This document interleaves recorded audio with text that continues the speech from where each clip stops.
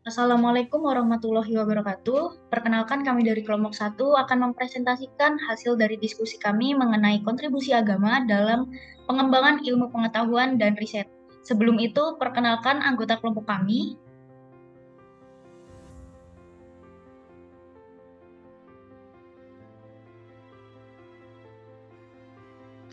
Perkenalkan, saya Putri Zakiatun Nufus dengan NIM 194221007. Perkenalkan, nama saya Cindy Triseptiani dengan NIM 194221016. Perkenalkan, nama saya Indra Maya Zulfa dengan NIM 19422118. Perkenalkan, nama saya Endang Lestari dengan NIM 194221024.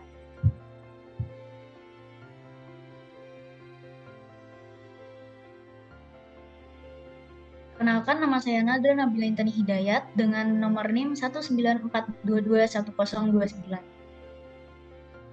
Perkenalkan, saya Febriana Musdalifah dengan NIM 194221036.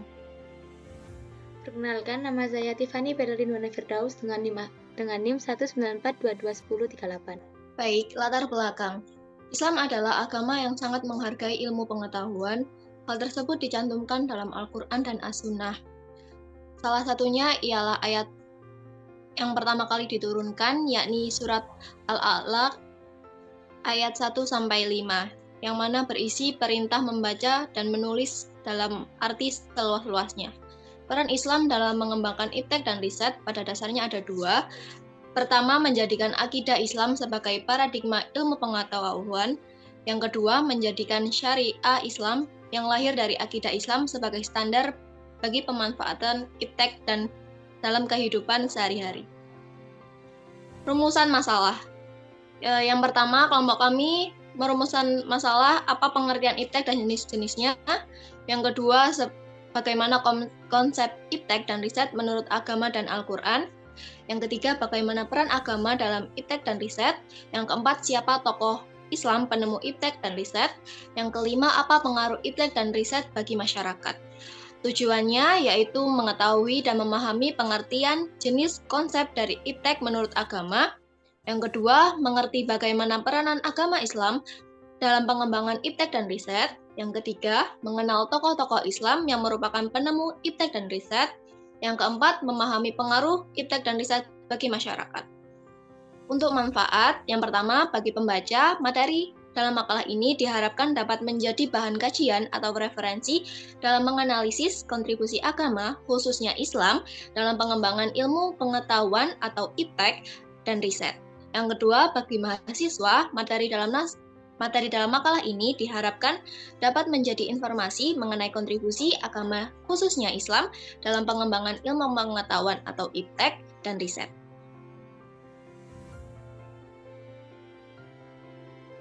Kajian teori.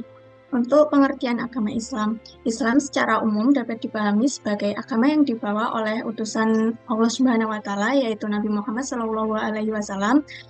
Penyebutan istilah Islam sendiri berasal dari kata salim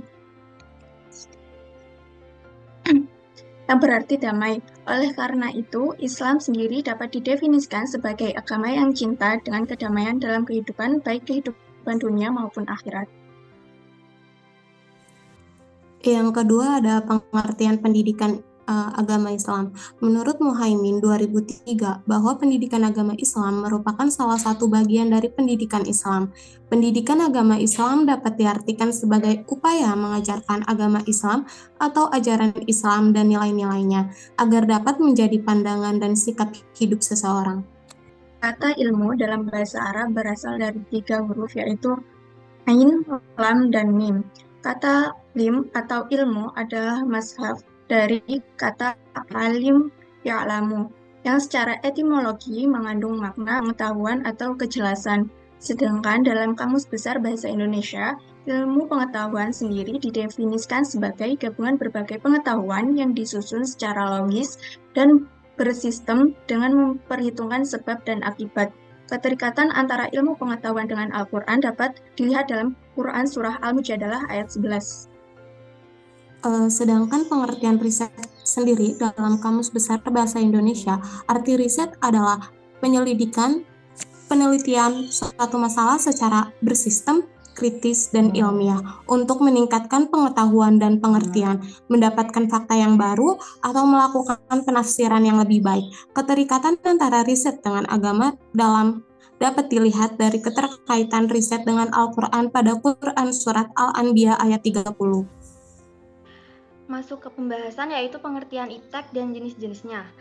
Ilmu pengetahuan dan teknologi atau biasa kita disebut dengan iptek merupakan ilmu yang mempelajari teknologi berdasarkan ilmu pengetahuan. Iptek digunakan untuk memahami, mengembangkan, dan memanfaatkan sumber daya alam yang ada untuk menciptakan inovasi yang baru. Jenis iptek menurut rumpun iptek berdasarkan Permendikbud nomor 154 tahun 2014 terdiri atas pertama rumpun ilmu agama, kedua rumpun ilmu humaniora, ketiga rumpun ilmu sosial, keempat rumpun ilmu alam, kelima rumpun ilmu formal, dan keenam rumpun ilmu terapan. Rumpun ilmu agama merupakan rumpun ilmu pengetahuan yang mengkaji keyakinan tentang ketuhanan atau ketauhidan serta teks-teks suci agama. Yang kedua, rumpun ilmu humaniora merupakan rumpun ilmu pengetahuan yang mengkaji dan mendalami nilai kemanusiaan dan pemikiran manusia. Yang ketiga yaitu rumpun ilmu sosial merupakan rumpun ilmu pengetahuan yang mengkaji dan mendalami hubungan antar manusia dan berbagai fenomena masyarakat. Yang keempat, rumpun ilmu alam merupakan rumpun ilmu pengetahuan yang mengkaji dan mendalami alam semesta. Yang kelima, rumpun ilmu formal merupakan rumpun ilmu pengetahuan yang mengkaji dan mendalami sistem formal teoritis. Dan yang terakhir yaitu rumpun ilmu terapan merupakan rumpun ilmu pengetahuan dan teknologi yang mengkaji dan mendalami aplikasi ilmu bagi kehidupan manusia. Selanjutnya kita masuk ke pembahasan konsep iptek dan riset menurut agama dan Al-Quran. Jadi berdasarkan sudut pandang Islam, iptek merupakan pengkajian terhadap sunnah Rasulullah secara objektif yang memberikan pemahaman kepada umat manusia dan harus sesuai dengan nilai-nilai keislaman. Konsep iptek dan riset menurut agama dan Al-Quran mencerminkan perspektif yang positif terhadap pengetahuan dan pemahaman mengenai fenomena alam. Oleh karena itu, agama dan Al-Quran itu mendorong umat manusia untuk selalu menggali pengetahuan untuk memikirkan ciptaan Allah dan merenungkan kekuasaannya dalam alam semesta. Adapun beberapa ayat Al-Quran yang menjelaskan mengenai pendidikan teknologi, seperti ada surat Al-Alaq ayat 1-5 yang menjelaskan bahwa objek umum dari kata khalaqa pada surat tersebut dapat disimpulkan bahwa teknologi tidak dapat dipisahkan dari ilmu pengetahuan yang Allah Subhanahu wa Ta'ala perintahkan untuk kita baca dan perhatikan di dalam alam semesta sekitar kita. Oleh karena itu, membaca surat Al-Alaq itu mengajarkan kita untuk menggunakan teknologi karena manusia akan melakukan penelitian. Kemudian ada surat Al-Jasiyah ayat 13. Pada ayat ini menjelaskan bahwa manusia wajib berusaha mencari manfaat dan kegunaan ciptaan Allah dengan kemauan berusaha dan keinginan mengetahui sebagian pengetahuan Allah. Pengetahuan mengenai seluruh yang terjadi di alam hanya akan diperoleh oleh hamba Allah yang melakukan pengamatan dengan cermat, menggunakan pikiran yang sehat, dan mau mencari kebenaran.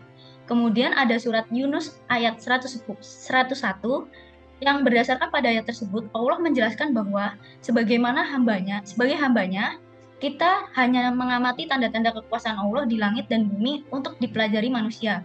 Karena Al-Quran mengandung ilmu pengetahuan dan teknologi yang jauh lebih banyak daripada yang pernah dipelajari oleh manusia. Selanjutnya ada surat An-Anbiya ayat 80-81 yang menurut kedua ayat ini Allah Subhanahu wa Ta'ala mengajarkan teknologi kepada umat manusia jauh sebelum zaman ini, khususnya pada para nabi Allah. Dalam hal ini menunjukkan bahwa adanya pendidikan teknologi dalam Al-Quran. Oleh karena itulah Allah Subhanahu wa Ta'ala memerintahkan hambanya untuk mempertimbangkan sekelilingnya dan melakukan pengamatan untuk mengembangkan teknologi baru. Selanjutnya kita akan membahas mengenai peran agama dalam iptek dan riset. Peran akidah Islam dalam dasar ilmu pengetahuan dan teknologi memegang peran utama dalam ilmu pengetahuan dan teknologi untuk menjadikan basis segala konsep dan aplikasi ilmu pengetahuan dan teknologi. Inilah paradigma Islam yang sebagaimana telah dibawa oleh Rasulullah Shallallahu Alaihi Wasallam. Akan tetapi, akidah Islam dijadikan sebagai landasan iptek, bukan berarti konsep-konsep iptek itu harus bersumber dari Al-Quran dan hadis. Akan tetapi, maksudnya adalah Al-Quran dan hadis harus menjadi tolok ukur standar konsep iptek dan tidak boleh bertentangan dengan keduanya. Secara singkatnya, Al-Quran dan hadis itu merupakan standar atau mikyas ilmu pengetahuan dan teknologi dan bukan harus menjadi sumber atau masdar ilmu pengetahuan dan teknologi sebagaimana yang dijelaskan dalam Al-Quran surat Tohaha ayat 123 sampai 124. Selanjutnya ada penemuan Islam terkait iptek dan riset. Yang pertama, ada beberapa tokoh yang menemukan iptek dan riset. Yang pertama yaitu Ibnu Sina, yaitu merupakan tokoh penting dalam bidang ilmu kedokteran dan filsafat di dunia. Karyanya yang berjudul Kitab Al-Qanun fi Al-Tibb menjadi buku rujukan penting dalam bidang kedokteran selama berabad-abad. Yang kedua ada Al-Khwarizmi, yaitu ahli matematika dan astronomi, dan dianggap sebagai penemu algoritma yang dikenal sebagai algoritma Al-Khwarizmi. Juga penemuan angka 0.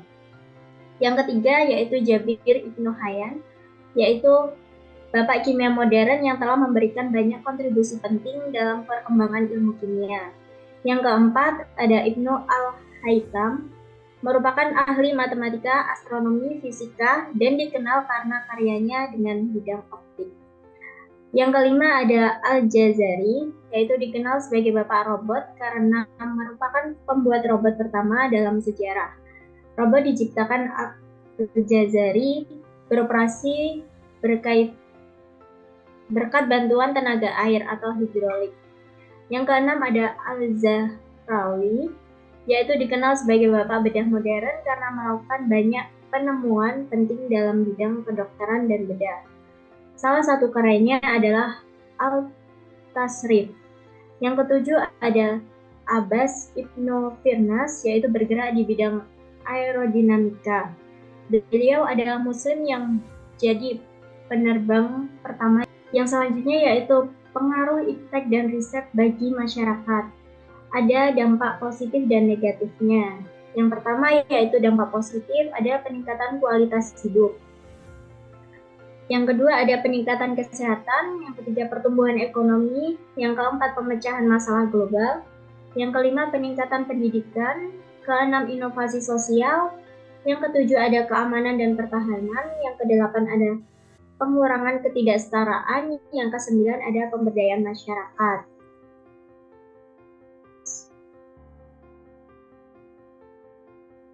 Yang kedua adalah dampak negatif, yaitu ada kesenjangan pengetahuan. Yang kedua ada dampak sosial dan kesehatan. Yang ketiga ada kehilangan privasi. Yang keempat ada kesenjangan ekonomi. Yang kelima akan berdampak pada lingkungan. Yang keenam adalah krisis keamanan cyber. Yang ketujuh ada kekerasan dan konflik. Kedelapan ada kehilangan keterampilan tradisional. Yang kesembilan adalah masalah etika. Oke, kesimpulan yang dapat kami berikan dari pemaparan materi di atas yaitu ilmu pengetahuan yang saat ini berkembang memberikan kontribusi yang banyak serta positif terhadap kehidupan di masyarakat dengan memperbaiki kualitas hidup manusia agar tidak tertinggal dengan kemajuan zaman saat ini.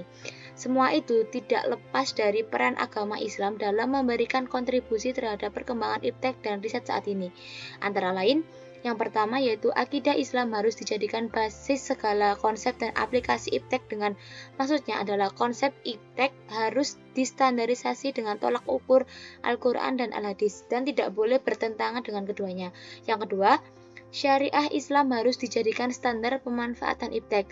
Ketentuan halal haram atau hukum-hukum syariah Islam wajib dijadikan tolak ukur dalam pemanfaatan iptek, bagaimanapun juga bentuknya. Sedangkan iptek yang tidak boleh dimanfaatkan adalah yang telah diharamkan syariat Islam. Nah, saran dari kelompok kami yaitu sebagai generasi muda yang menjadi tonggak perjuangan generasi bangsa, kita memiliki peran yang besar dalam segala sektor untuk menentukan arah kemana bangsa ini akan kita bawa di masa depan. Apalagi di era saat ini kita tidak dapat terlepas dari teknologi dan ilmu pengetahuan. Tugas kita adalah menggunakan dan memanfaatkan teknologi dan ilmu pengetahuan tersebut dengan sebaik-baiknya, agar tidak terpengaruh dengan hal-hal buruk yang ada di dalamnya. Kita juga harus pandai-pandai membuka dan menggunakan aplikasi atau situs web yang ada saat ini, dengan berpedoman pada agama Islam dan memiliki iman yang kuat, kita dapat membatasi diri kita untuk tidak terpengaruh pada hal-hal buruk tersebut.